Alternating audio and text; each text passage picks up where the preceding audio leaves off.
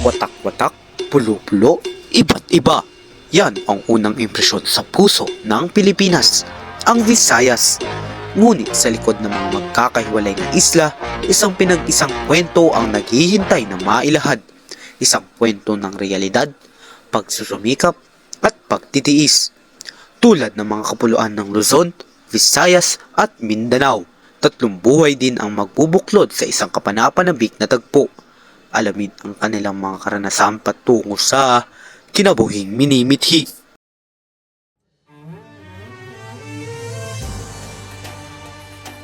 Magandang araw. Ako si Cara David at sa dokumentaryong ito ating aalamin ang kwentong buhay na buhay sa Visayas. Isang rehiyong nag-uumapaw sa kagandahan, mayamang kultura at makulay na karaan. Pero sa likod ng mga pamalakasan at nagagandahan na tanawin ay aalamin natin ang tunay na kaganapan sa buhay ng iilan sa mga taong naninirahan dito. Mga individual na kung saan minsan lamang naririnig ang kanilang mga kwento. Kilala ang Visayas dahil isa ito sa tatlong pangunahing pangkat ng kulay sa Pilipinas. Kasama ang Luzon at Mindanao. Matatagpuan ito sa gitnang bahagi ng bansa at binubuo ng maraming islang tinatayang aabot sa 6,000 pulo. Ang Visayas ay nahahati sa tatlong rehiyon, ang Western Visayas, Central Visayas at Eastern Visayas. Sa dokumentaryong ito, ang ating makakasama ay si Atom Arulio at Howie Severino.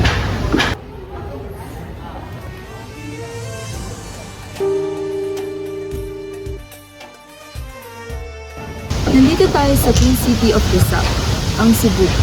Ngayon ay nasa Basilica del Santo Niño tayo na isa sa mga kilala at makasaysayang simbahan dito sa ating bansa. Ang bawat sulok nito ay makikita ang mga kwento ng pananakop, kolonisasyon, pananampalataya at debosyon. Ngayon ay ating makikilala si Kuya Wally na isang tour guide na hindi lamang nagbabahagi ng impormasyon o nag-a-assist sa mga bumibisita dito, kundi nagbibigay buhay sa mga iba't ibang kwento ng kasaysayan na matutungayan sa mga kalsada ng Cebu. Kasama siya ay ating lalakbayin ang makulay na perlas na silangan. Mula sa Basilica patungo sa Fort San Pedro, Magellan's Cross at Kawasan Falls habang ating binubuklat ang kanyang istorya bilang isang tour guide na nagpapanatili sa buhay ng kasaysayan at pinaparamdam sa mga turista ang tunay na espiritu ng Cebu. Ilang taon ka na po sa pagiging tour guide? Halos 11 taon. Halos isang dekada na po akong nag-tour guide. Nasisiyan ka naman po ba sa pagiging tour guide? Nung una, hindi po sana, hindi po siya okay. Pero kailangan po dahil kailangan din po makabuhay sa pamilya. Pero parang mahirap na po ngayon. Kaya kailangan ko pong pumayo din para lang din po makapag-buhay mga taong okay. Ilang taon ka po nagsimula sa pagiging tour guide? 26 years old po. Nag-umpisa po ako nag-tour guide po.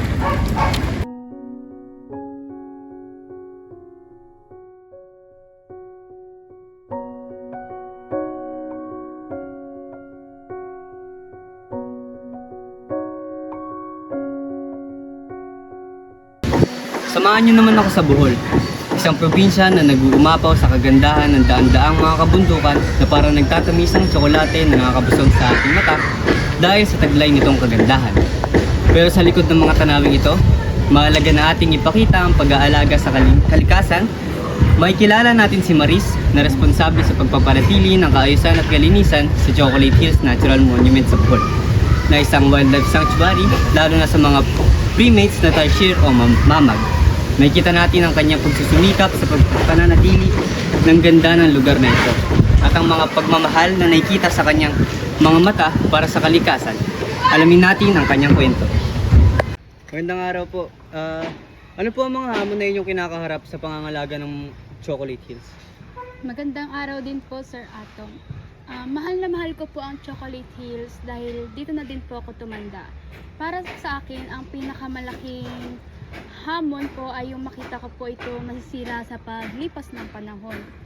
yung mga basura, ang mga taong walang pakialam, at ang pagbabago sa klima.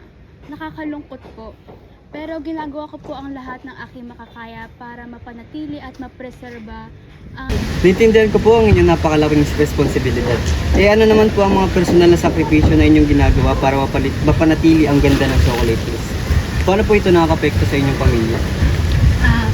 isang napakalaking sakripisyo, pero hindi ko po ito pinagsasabi. Ang makatulong sa pag-aalaga ng Chocolate Hills sa isa pong malaking karangalan para sa akin. Oo, may mga pagod at hirap po, pero ang masilay ng araw-araw ang ganda ng lugar na ito ay hindi nakakawala.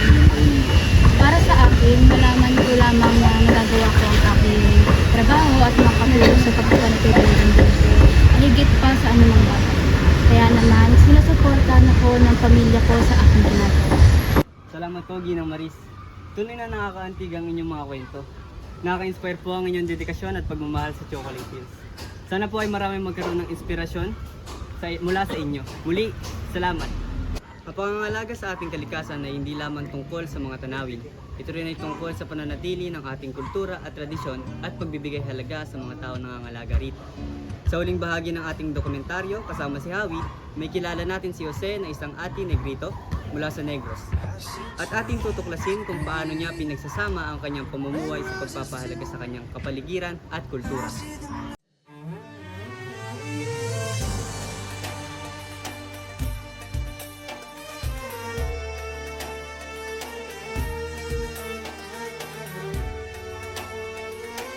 Ngayon naman, ating tuklasin ang kultura ng mga ati sa Negros.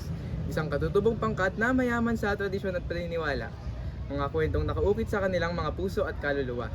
May kilala natin si Jose na magbabahagi ng kanyang karanasan sa pagpapanatili ng kanilang kultura sa gitna ng mga pagbabago.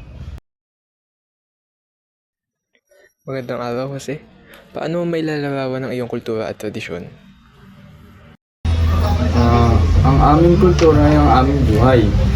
Ito ang aming pagiging kaysa sa kalikasan.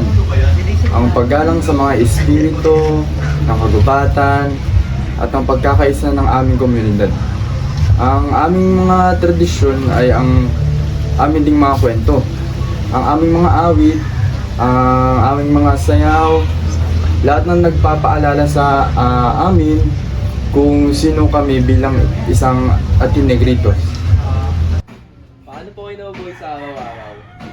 Sa pagsasakap, sa pangaso, sa pagtitipon ng mga materialis ng kaubatan.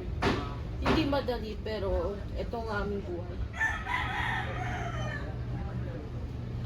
Ang hamon ay ang pagbabago ng klima. Hindi na tulad ng dati. Ang ulan at ang init ay mas matindi. Nahihirapan na kaming magtanim. Ano ang inyong mensahe sa mga Pilipino tungkol sa pagrespeto sa katutubong kultura? Respetuhin po ang aming kultura at aming paraan ng pamumuhay dahil tao din po kami. Bahagi din kami ng Pilipinas at ang aming kultura ay isang mahalagang kayamanan na dapat pangalagaan. Ang kwento ng mga ati sa Negros ay isang paalala sa atin ng kahalagahan ng pagkilala at pagrespeto sa ating mga katutubong kultura at sa kanilang malalim na koneksyon sa kalikasan. Ang kanilang pagsisikap na mapanatili ang kanilang pamana o heritage ay isang inspirasyon sa ating lahat. Sa dokumentaryong ito, nakita natin ang iba't ibang kwento ng buhay sa Visayas. Ang pagsusumikap, ang pagtitiis, ang pagmamahal sa kultura at kalikasan. At ang mga kwentong nagpapakita ng tunay na kahulugan ng buhay ng mga Pilipino.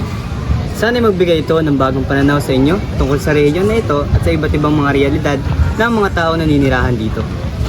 Kabay tumatak sa ating puso't isipan na dapat nating bigyan ng pagpapahalaga ang ating tradisyon, pangalagaan natin ang ating kalikasan at patuloy na suportahan ng ating komunidad na nagsisikap na mapanatili ang kanilang kultura. Maraming salamat sa panonood.